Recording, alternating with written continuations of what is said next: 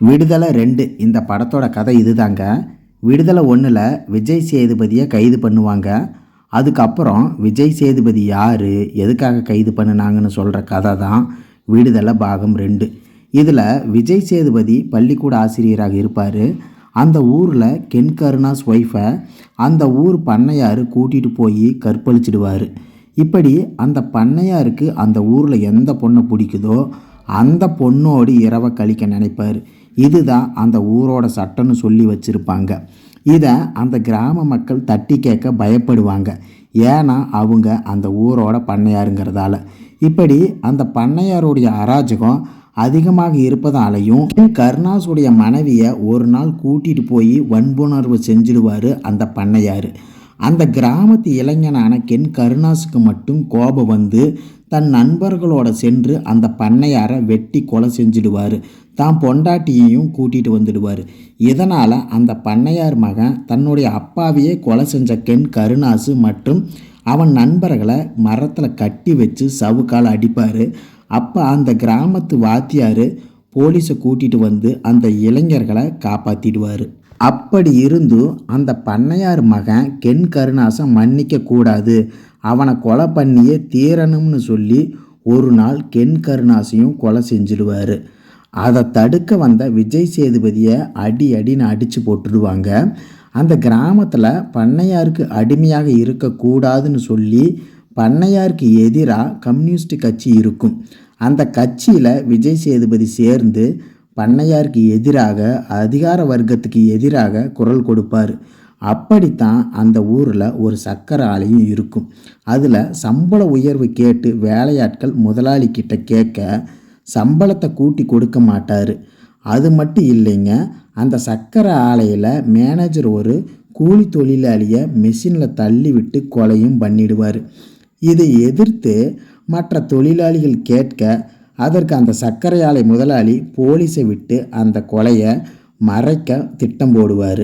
இப்போ இந்த பிரச்சனை கம்யூனிஸ்ட் கட்சி தோழர்கள் கிட்ட செல்ல விஜய் சேதுபதி அந்த ஆலையில் ஒரு கம்யூனிஸ்ட் கட்சி சங்கத்தை உருவாக்கணும், தொழிலாளர்கள் ஒற்றுமையாக இருந்தால் தான் உங்கள் பிரச்சனைக்கு தீர்வு கிடைக்கும்னு சொல்லி அந்த சர்க்கரை ஆலையில் ஒரு சிஎல் லேபராக சேர்ந்துடுவார். அந்த தொழிலாளர்களை ஒருங்கிணைச்சு ஒரு சங்கத்தையும் உருவாக்குவார். இந்த சங்கம் உருவாக அந்த சக்கரை ஆலை முதலாளியோட பொண்ணும் ஒரு காரணமாக இருப்பாங்க. அந்த சக்கரை ஆலை முதலாளியோட பொண்ணு தான் மஞ்சு வாரியர். மஞ்சு வாரியருக்கு முதலாளித்துவம், அதிகாரத்திமிர், அடக்குமுறை எல்லாம் பிடிக்காது. தொழிலாளர்களை மதிக்கணும், தொழிலாளர்களுக்கான உரிமை கிடைக்கணும், பெண் சுதந்திரமாக இருக்கணும், பெண் யாருக்கும் அடிமை இல்லைங்கிற எண்ணம் கொண்டவங்க. அதனால தான் தன்னுடைய அப்பா சர்க்கரை ஆலையோடைய ஓனராக இருந்தாலும் தொழிலாளர்களுக்கு ஆதரவாக செயல்பட்டு தொழிலாளர்களுக்கு சங்கமும் ஏற்படுத்தி கொடுப்பாங்க. அது மட்டும் இல்லாமல் கம்யூனிஸ்ட் கட்சியில் சேர்ந்து அதிகார வர்க்கத்தை எதிர்த்து மக்கள் போராட்டத்தில் விஜய் சேதுபதியோட சேர்ந்து போராட்டத்தில் கலந்துக்குவாங்க. இப்போ விஜய் சேதுபதிக்கும் மஞ்சு வாரியருக்கும் காதல் மலர்ந்து திருமணம் செஞ்சுக்குவாங்க.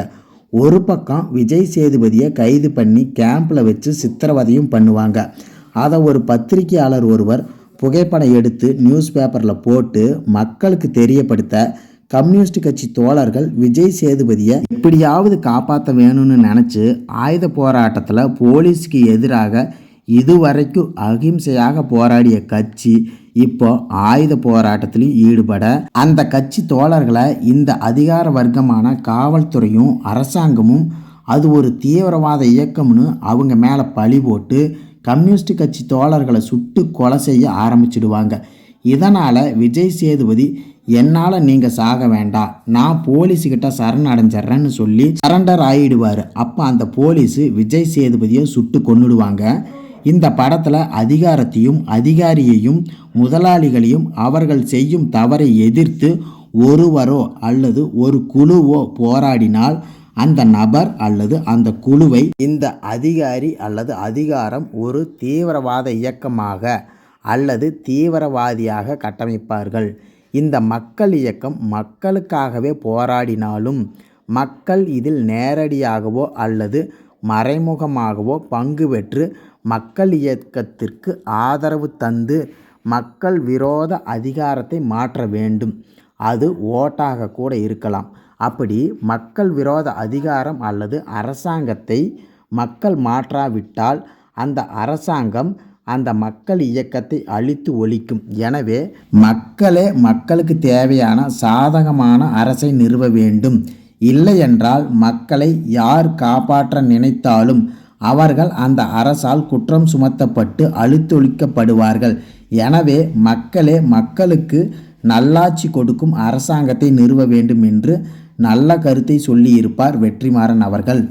இதை மக்கள் கடைபிடித்து மக்கள் பிரச்சனையை தீர்க்கும் நல்ல ஆட்சியை அமைப்பதே மக்கள் கடமை. நன்றி.